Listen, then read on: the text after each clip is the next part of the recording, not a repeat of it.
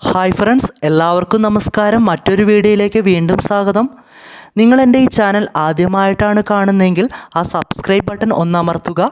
അതിനോടൊപ്പം ആ ബെല്ലൈക്കൺ കൂടി ഒന്ന് എനേബിൾ ചെയ്യുക. മലയാളികളുടെ പ്രിയപ്പെട്ട താരമാണ് മഞ്ജു വാര്യർ. എന്നാൽ കുറച്ച് ദിവസങ്ങളായി മഞ്ജുവിൻ്റെ കിടിലൻ മേക്ക് ഓവർ സമൂഹ മാധ്യമങ്ങളിൽ വൈറലായിക്കൊണ്ടിരിക്കുന്നു. അതിനെ അനുകൂലിച്ചും പ്രതികൂലിച്ചും നിരവധി പേർ കമൻറ്റുകൾ മഞ്ജുവിനെതിരെ പായിക്കുന്നവരുണ്ട്. എന്നാൽ മഞ്ജുവിൻ്റെ കുട്ടിക്കളി മാറാത്ത പ്രകടനം വീണ്ടും സമൂഹ മാധ്യമങ്ങളിൽ വൈറലായിക്കൊണ്ടിരിക്കുന്നു.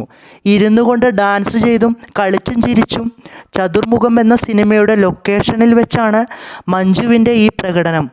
സണ്ണി വെയിൻ നായകനാകുന്ന ഈ ചിത്രം ഒരു ഹൊറർ ത്രില്ലറായാണ് ഒരുക്കുന്നത്. രജിത് കലാശങ്കർ, സലീൻ വി എന്നിവരാണ് ഈ ചിത്രം സംവിധാനം ചെയ്യുന്നത്. എന്നാൽ മഞ്ജു സ്കേർട്ടും ഷർട്ടും അണിഞ്ഞെത്തിയ മഞ്ജുവിനെ കണ്ടാൽ മകൾ മീനാക്ഷിയുടെ ചേച്ചിയാണെന്നേ പറയുള്ളൂ.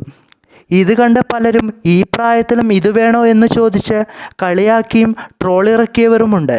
എന്നാൽ 1996 സിനിമയിലെത്തുമ്പോൾ മഞ്ജു വാര്യർ ഒരു നാടൻ പെൺകുട്ടിയായിരുന്നു. എന്നാൽ അന്ന് അവർക്ക് മോഡേൺ വേഷങ്ങൾ ചേരുകയില്ല എന്ന് മലയാളികളുടെ മനസ്സിൽ ഒരു ചിത്രമുണ്ടായിരുന്നു. അന്നത്തെ കാലത്തെ നായികമാർ മിക്കവരും നാടൻ പെൺകുട്ടികളായിരുന്നു.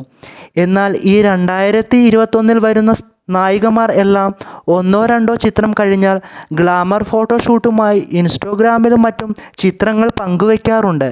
അതെല്ലാം പ്രേക്ഷകർ സ്വീകരിക്കാറുമുണ്ട്, വിമർശിക്കാറുമുണ്ട്. അന്നത്തെ കാലത്തെ ഡ്രസ്സിങ് രീതിയുമായിട്ടാണോ ഇന്നത്തെ മലയാളികൾ പോകുന്നത്? എല്ലാവർക്കും മാറ്റം വന്നില്ലേ? അതുപോലെ മഞ്ജുവിനും മാറ്റം വന്നു. മാത്രമല്ല, അവർ ഒരു സെലിബ്രിറ്റീസ് കൂടിയാണ്. അവർക്ക് അതിൻ്റേതായ മാറ്റം വേണ്ടതാനും. എന്തായാലും അവർക്ക് ആ വേഷം നന്നായി ചേരുന്നുണ്ട്. ചിലപ്പോൾ ആ സിനിമയിൽ അവരുടെ ആ കഥാപാത്രം ആ രീതിയിൽ ഒരു വേഷം ധരിക്കുന്നവർ ആയിരിക്കാം. അതുകൊണ്ടായിരിക്കാം അതിൻ്റെ പ്രമോഷന് വേണ്ടി അവർ അങ്ങനെ ഒരു വേഷം ധരിച്ച് എത്തിയത്. എന്തായാലും മഞ്ജു വാര്യർ കൂടുതൽ ചെറുപ്പമായി കൊണ്ടിരിക്കുകയാണ്.